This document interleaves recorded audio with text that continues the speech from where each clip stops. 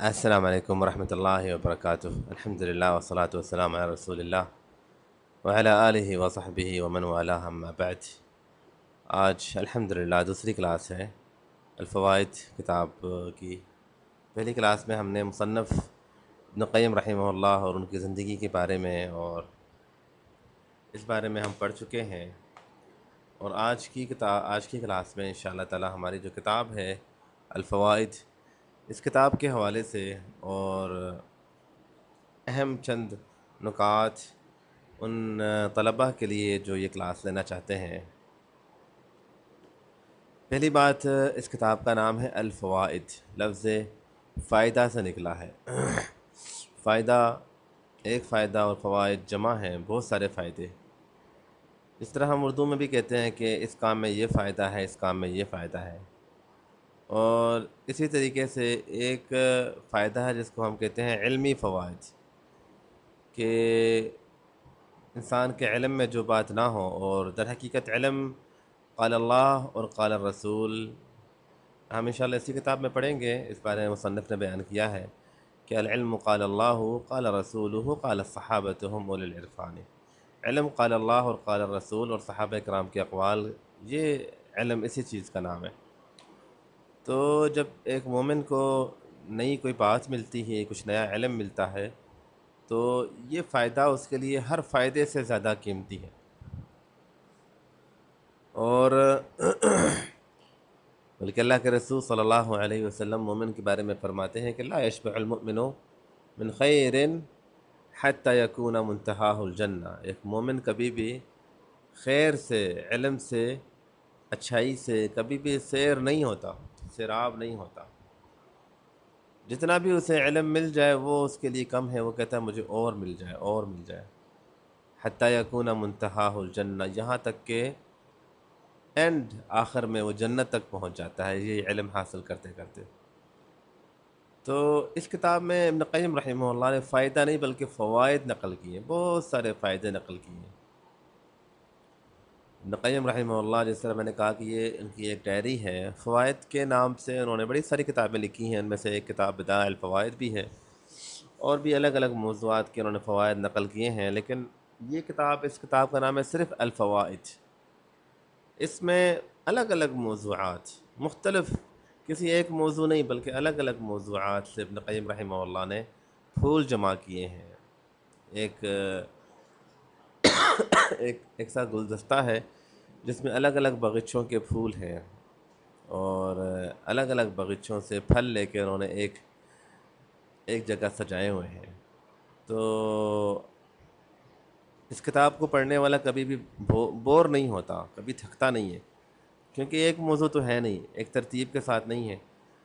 ایسی باتیں ہیں جس سے انسان کا ایمان مضبوط ہو جائے، ایمان تیز ہو جائے، ایمان اور اللہ کی طرف انسان کی جو توجہ ہے اور رجحان ہے وہ اللہ کی طرف اور کھنچا جائے۔ تو ایک عظیم کتاب ہم پڑھنے جا رہے ہیں انشاءاللہ۔ اس کتاب کے حوالے سے میں ایک بات یہ بھی بتاؤں کہ یہ کتاب، جب میں اس کتاب کا مطالعہ کر رہا تھا، تو کیونکہ میں یہ کتاب ویسے بھی اپنے استاد سے پڑھتا رہا ہوں، ابھی بھی پڑھتا ہوں ان سے، اور مجھے جب اس کتاب کو جب میں نے پڑھنا شروع کیا، کتابیں میں نے زندگی میں بڑی پڑھی ہیں، لیکن اس کتاب میں ایک الگ ہی لذت ہے، ایک الگ ہی ایک خوشی ہے، ایک مٹھاس ہے، اور انسان کی تربیت میں اس کتاب کا بہت بڑا کردار ہے۔ اور اس کتاب سے اگر اس کتاب کو انسان سمجھنے کی کوشش کرے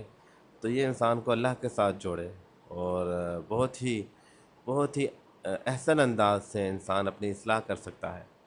قرآن پاک کی آیات کو جس انداز سے امام قیم رحمہ اللہ نے واضح کیا ہے، ان کی باریکیوں کو سمجھایا ہے، اور اللہ کے رسول کے حدیث میں سے اہم نکات جس طرح انہوں نے بیان کیا ہے، تو یہ کتاب جب میں پڑھ رہا تھا تو ایک میری سوچ بن گئی تھی کہ میں نے یہ کتاب ضرور پڑھانی ہے، تاکہ جو میں حاصل کر رہا ہوں وہ دوسرے بھی حاصل کر سکیں، جو مجھے فائدہ ہو رہا ہے وہ دوسروں کو بھی فائدہ ہو سکے۔ اور جب میں اس کتاب کو اس لحاظ سے پڑھنا میں نے شروع کیا کہ میں نے یہ کتاب پڑھانی ہے، تو مجھے شروع میں لگا کہ یہ میرے بس کی بات نہیں ہے، بہت مشکل کتاب ہے، کیونکہ یہ ایک عربی زبان کے ادب اور عربی زبان کی بلاغت کے لحاظ سے مصنف نے بڑے جامع انداز میں انہوں نے باتیں کی ہیں، اور ایک ایسی وزنی باتیں ہیں کہ بہت دیر تک بیٹھ کے سوچنا پڑتا ہے کہ یہاں مصنف کیا بتانا کیا چاہتے ہیں۔ تو مجھے شروع میں لگا کہ نہیں، یہ مشکل ہوگا، میرے ذہن میں آ رہا تھا کہ اس سے بہتر ہے کہ آپ کوئی حدیث کی کتاب پڑھا دیں، وہ بہتر ہوگا، لیکن پھر میں نے سوچا کہ نہیں، یہ کتاب بہت ضروری ہے، بہت ضروری ہے، کیونکہ یہ کتاب دلوں کی اصلاح کرتی ہے، یہ کتاب دلوں کو بدلتی ہے۔ نہ جانے کسی کی اصلاح ہو جائے، نہ جانے کسی کی زندگی سنور جائے، کسی کا اپنے اللہ کے ساتھ تعلق مضبوط ہو جائے، اور میری اپنے لیے یہ کتاب اصلاح کا سبب بن جائے، میرے اپنے لیے یہ کتاب ہدایت کا سبب بن جائے۔ تو کچھ طلباء کے لیے شاید سمجھنے میں کہیں کہیں دشواری ہو، تو بہتر تو ان بچوں کے لیے زیادہ فائدہ ہے جو آلریڈی قرآن اور حدیث سے جو ہے نا وہ علم حاصل کرتے رہتے ہیں، اور ترجمہ اور تفسیر وغیرہ کافی حد تک جانتے ہیں۔ انہیں زیادہ فائدہ ہوگا، جنہوں نے حفظ کیا ہوا ہے قرآن پاک کے ترجمہ اور تفسیر کو سمجھتے ہیں، ان کو تو بہت زیادہ فائدہ ہوگا، کیونکہ وہ الفاظ، وہ قرآن کی آیتیں آلریڈی ان کے ذہن میں ہیں اور آلریڈی وہ سمجھتے ہیں۔ جب ان کی وہ باریکیوں میں جائیں گے تو وہ ایک الگ ہی دنیا میں جائیں گے۔ لیکن انشاءاللہ تعالیٰ میں کوشش کروں گا کہ اس کو آسان انداز میں آپ کے سامنے رکھوں، تاکہ آپ سب اس سے بھرپور فائدہ حاصل کر سکیں، اور اللہ تعالیٰ ہم سب کو اس کتاب کے ذریعے اللہ ہمیں اپنی اصلاح کرنے کی توفیق عطا فرمائے۔ اس کتاب کے جو اہم موضوعات ہیں میں آپ کے سامنے رکھنا چاہتا ہوں، اہم جو باتیں ہیں اس کتاب کے اندر۔ پہلی بات، ہدایت کا رستہ کیا ہے؟ مصنف نے الگ الگ، کیونکہ میں نے کہا کہ اس میں ترتیب سے موضوعات نہیں ہیں، الگ الگ موضوعات ہیں، لیکن خلاصتاً اگر اس کتاب کا خلاصہ آپ دیکھتے ہیں نا، ہدایت کسے کہتے ہیں، ہدایت کیسے انسان حاصل کر سکتا ہے، انسان اللہ کا کیسے بن سکتا ہے، دل کے حالات، دوسری بات اس میں دل کے حالات، دل کی اصلاح، دل کو سنوارنا، دل کو اللہ کے ساتھ جوڑنا۔ دل اگر ناپاک ہو جائے تو کیا ہوتا ہے، دل پاک ہو جائے تو کیا ہوتا ہے، دلوں کے معاملات، یہ ایک بہت بڑا ایک علم ہے جو مصنف رحمہ اللہ نے ان سطور میں چھپا کے ہمارے سامنے رکھا ہے۔ گناہ اور گناہوں کے اثرات، گناہوں کے متعلق مصنف نے بہت سارے الگ الگ جگہوں میں الگ الگ انداز سے اس بارے میں انہوں نے بات کی ہے۔ محبت اور اللہ کی بندگی، یہ ایک اہم موضوع ہے۔ محبت،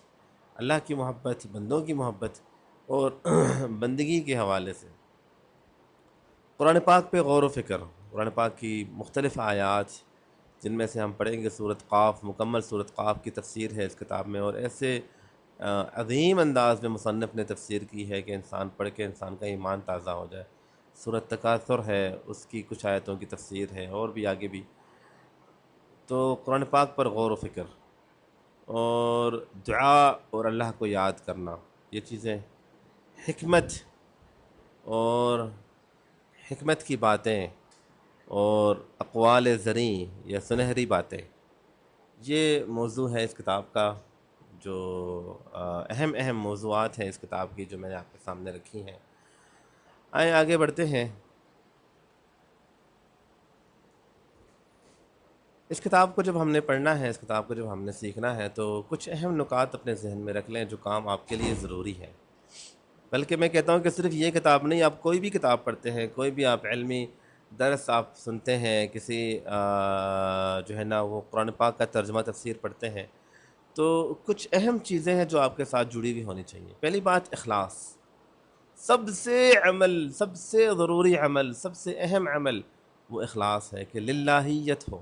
میں نے اس لیے نہیں علم سیکھنا کہ میں لوگوں کے سامنے اپنی تعریفیں پسند ناپسند کروں، میں اس لیے علم نہیں سیکھتا ہوں کہ میں بڑا بن جاؤں، میں مشہور ہو جاؤں، میں جو ہے نا وہ لوگوں سے آگے بڑھ جاؤں، میں اس لیے علم نہیں سیکھتا ہوں کہ میں مال حاصل کروں، میں دنیا اور عزت اور شہرت حاصل کروں، میں اس لیے یہ دنیا میرا مقصد ہی نہ ہو۔ میرا مقصد یہ ہو کہ میرا اللہ مجھ سے راضی ہو جائے، میرا مقصد یہ ہو کہ میں علم سیکھوں، تاکہ علم سیکھ کے میں علماء کرام کے فہرست میں اللہ کے ہاں شامل ہو جاؤں۔ علم سیکھوں تاکہ علم سیکھ کے میں اپنے عمل کی اور اپنی اصلاح کر سکوں۔ میرا مقصد ہو میں خود کو ٹھیک کروں، دنیا کو میں نے بعد میں ٹھیک کرنا ہے، میں نے خود کو پہلے ٹھیک کرنا ہے، اپنے دل کی اصلاح کرنی ہے، اپنے ایمان کی اصلاح کرنی ہے، اپنے اعمال کی اصلاح۔ میرا مقصد یہ ہو کہ میں اس علم کو سیکھوں، اس پر عمل کروں، اور پھر اس علم کو پھیلاؤں، دنیا کے کونے کونے تک اللہ کے رسول صلی اللہ علیہ وسلم کے پیغام کو لے جاؤں، قرآن کے اس پیغام کو میں دنیا تک لے جاؤں۔ اخلاص ہمارے اعمال میں جب ہوگا نا، جس عمل میں اخلاص ہو وہ عمل نکھر جاتا ہے، وہ عمل بہت خوبصورت بن جاتا ہے۔ اسی طریقے سے علم سیکھتے ہوئے انسان کے لیے ضروری ہے کہ انسان کوئی بھی کتاب ہو، یہ کتاب تو چلو ہم نے ایک کتاب چن لی ہے، ورنہ کوئی بھی کتاب آپ پڑھتے ہیں تو اس میں یہ بھی ضروری ہے کہ آپ دیکھیں کہ آپ علم کس سے سیکھ رہے ہیں۔ ہمیشہ کوشش کریں کہ استاد وہ ہو جو صحیح العقیدہ، صحیح المنہج کا ہو، جو آپ کو اللہ کے ساتھ جوڑے، جو آپ کو کتاب و سنت کے ساتھ جوڑے، جو آپ کو توحید کے ساتھ جوڑے۔ اور ابن قیم رحمہ اللہ تو بہت بڑے توحید کی دعوت دینے والوں میں سے ایک بہت بڑے داعی ہیں۔ ان کی کتاب جب آپ پڑھیں گے تو آپ کو اندازہ ہوگا کہ ان کا کیا تعلق تھا ان کے اللہ کے ساتھ، کیسا عظیم تعلق تھا۔ اسی طریقے سے اس کتاب کو پڑھتے ہوئے ایک اہم بات وہ ہے مستقل مزاجی۔ اکثر یہ ہوتا ہے کہ ہم شروع کر لیتے ہیں کوئی بھی کلاس یا کوئی بھی کام، نیکی کا کام ہم شروع کر لیتے ہیں کہ کرنا ہے، تو 2 دن 3 دن 4 دن کر کے پھر ہم پیچھے رہ جاتے ہیں۔ نہیں نہیں نہیں، کبھی ایسے نہ کریں، شروع کریں اور یہ عزم کر کے شروع کریں کہ میں نے اختتام تک نہیں پیچھے جانا، نہیں ہٹنا اس راستے سے، میں نے یہ عزم کرنا ہے۔ وَاعْبُدْ رَبَّكَ حَتَّى يَأْتِيَكَ الْيَقِينُ، جب تک موت نہ آ جائے میں اپنے اللہ تعالیٰ کی عبادت میں گامزن رہوں گا۔ جس طرح اللہ کے رسول نے سکھایا کہ نا کہ وہ جو حدیث ہے میرے ذہن سے الفاظ نکل گئے ہیں کہ اللہ کو احب الاعمال الی اللہ ادومہ وان قل، جو ہمیشگی کے ساتھ انسان کرے۔ اللہ کے ہاں سب سے محبوب عمل وہ ہے جس میں ہمیشگی ہو، چاہے وہ عمل کم ہی کیوں نہ ہو۔ تو عمل کم ہو کوئی بات نہیں، لیکن ہمیشہ کرو، مسلسل کرو، کر کے سٹاپ نہیں کرنا، رکنا نہیں ہے، تھکنا نہیں ہے۔ تو ہم نے اسی لیے کلاس بھی ہفتے میں صرف 2 دن کلاس ہوگی۔ کلاس کتنے دیر کی ہونی ہے؟ 20 منٹ کی، 25 منٹ کی، آدھے گھنٹے کی ہونی ہے۔ تو ہفتے میں یعنی آپ نے صرف 1 گھنٹہ اللہ کے لیے نکالنا ہے، تو مستقل مزاجی کے ساتھ اس کو آپ ضرور لیں اور پیچھے نہ ہٹیں۔ ایک دفعہ شروع کیا ہے تو اس کو اختتام تک پہنچا کے ہی چھوڑنا ہے۔ ایک اہم نقطہ بیان کر کے میں اپنی بات ختم کرنا چاہتا ہوں۔ آج کی کلاس صرف ہماری یہ کچھ اہم فوائد ہیں، کچھ اہم نصیحتیں ہیں جو میں چاہ رہا تھا کہ آپ کے سامنے رکھوں، تاکہ اس کلاس کو لیتے ہوئے، اس کتاب کو پڑھتے ہوئے یہ باتیں ہمارے ذہن میں ہوں تو ہم اپنی اصلاح کر سکیں۔ طالب علم کی پہچان یہ ہے کہ اس کے پاس ہمیشہ اس کا قلم رہتا ہے، اور اس کے پاس ہمیشہ اس کی ڈائری رہتی ہے، اور اسے جو بھی نصیحت ملے، جو بھی فائدہ ملے، جو میں نے بتایا فوائد کسے کہتے ہیں کہ قرآن اور حدیث، اللہ اور اس کے رسول صلی اللہ علیہ وسلم کی باتوں میں سے جو نئی بات جو میرے علم میں نہیں، مجھے کسی بات کا نہیں پتہ، جو بات میرے سامنے آ جائے تو میں فوراً اسے نوٹ کر لوں۔ فوائد کو نوٹ کرنا، اسے لکھ کے رکھنا۔ اکثر ہوتا یہ ہے کہ ہم جب کوئی بات، کوئی علمی درس سن رہے ہوتے ہیں تو ہم صرف سن رہے ہوتے ہیں نا، ہم کہتے ہیں بس ٹھیک ہے، ہم اپنے ذہن پہ انحصار کر رہے ہوتے ہیں، ہم اپنے حافظے پہ انحصار کر رہے ہوتے ہیں کہ ہاں مجھے یاد ہے تو کافی ہے۔ نہیں نہیں، یہ کافی نہیں ہے۔ امام ماوردی رحمہ اللہ ایک بہت بڑے محدث گزرے ہیں، وہ فرماتے ہیں کہ ربما اعتمد علی حفظہ، کہ اکثر لوگ اپنے حافظے پہ اعتماد کر لیتے ہیں، واغفل تقیید العلم، اور علم کو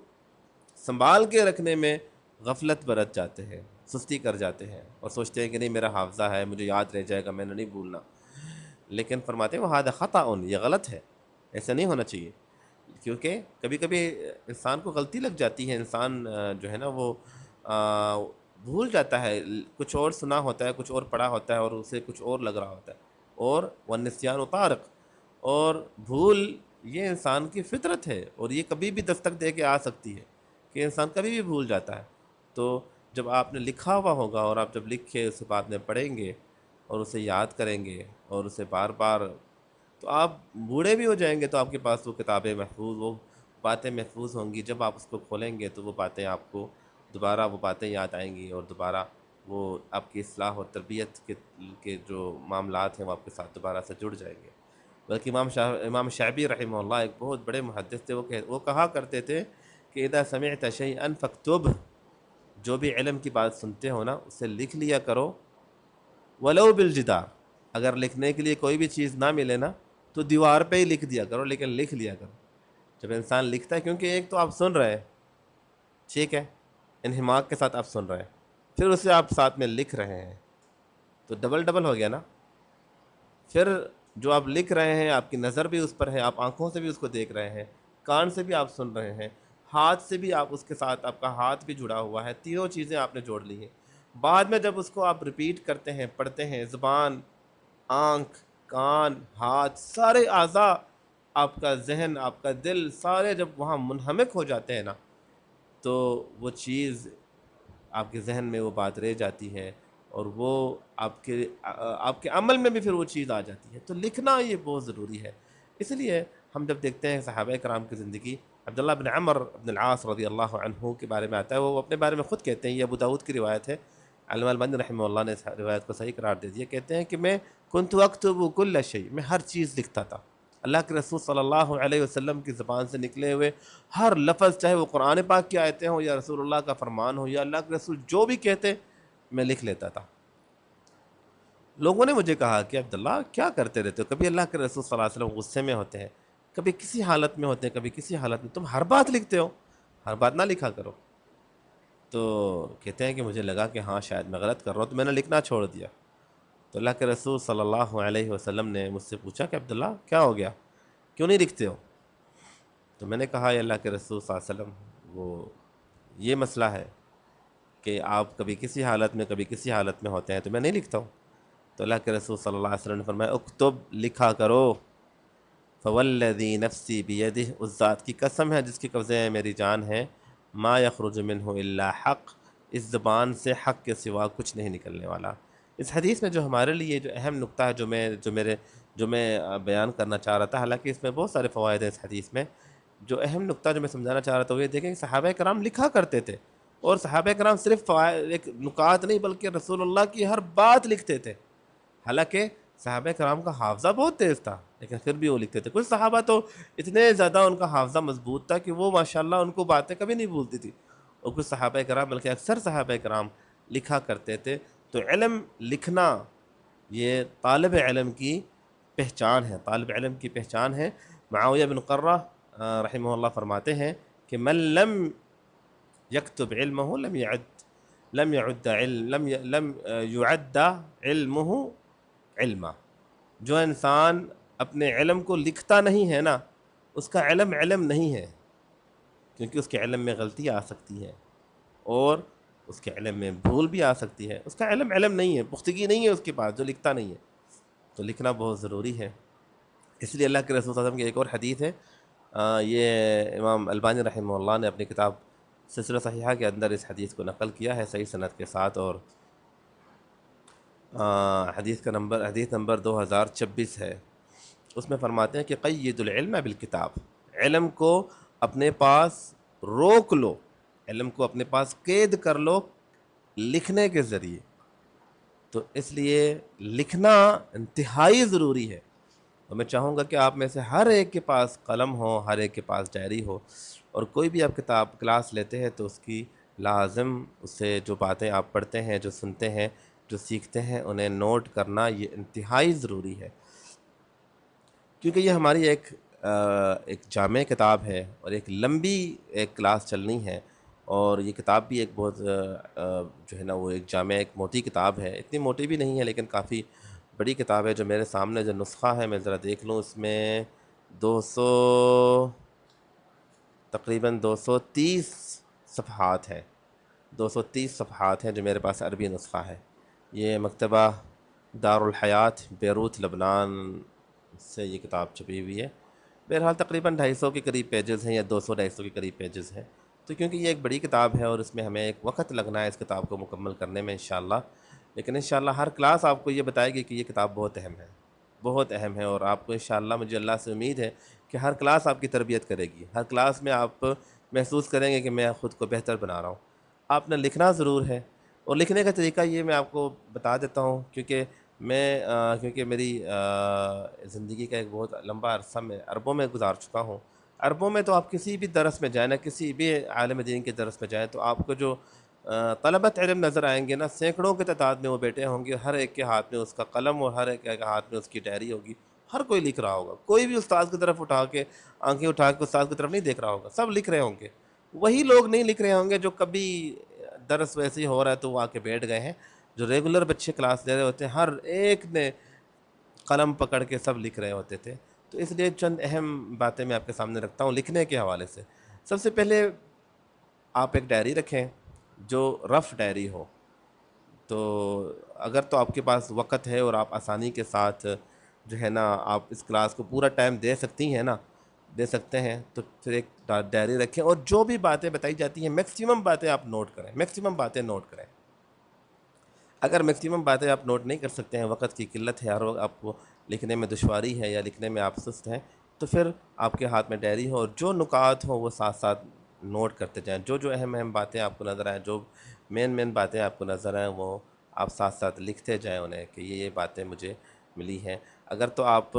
میکسیمم باتیں لکھ سکتے ہیں، یا کچھ طلبۃ علم میں نے دیکھے وہ ساری باتیں وہ نوٹ کرتے ہیں، ساری باتیں وہ لکھتے ہیں، اور بعد میں وہ یہ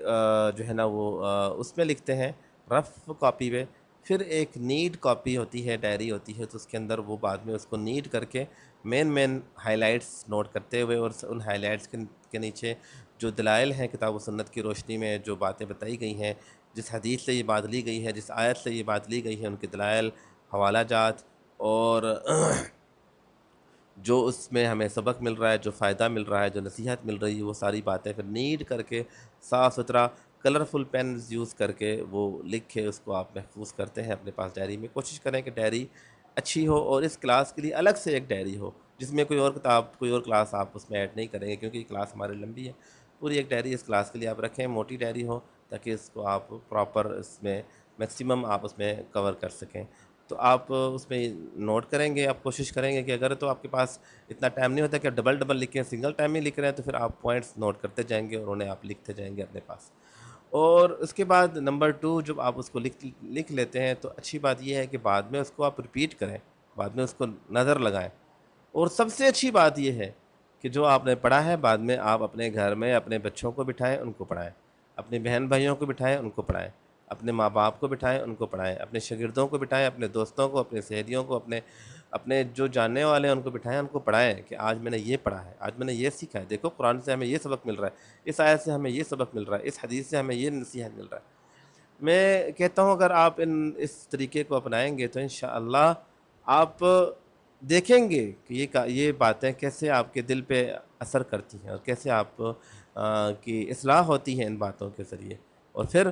مین بات جو میں نے پہلے بتایا تھا کہ مقصد آپ کا ہو کہ میں نے خود کو ٹھیک کرنا ہے. جو بھی بات میں پڑھ رہا ہوں، جو بات میں سن رہا ہوں، جو بات میں لکھ رہا ہوں، میں نے اس پر عمل کرنا ہے. میں نے خود کو ٹھیک کرنا ہے، دوسروں کو ٹھیک کر سکوں یا نہ کر سکوں. میں نے اپنی اصلاح کرنی ہے، بعد میں دوسروں کی اصلاح کرنی ہے. پہلے میں خود کو ٹھیک کروں گا، پھر میں سب کی اصلاح کر سکوں گا.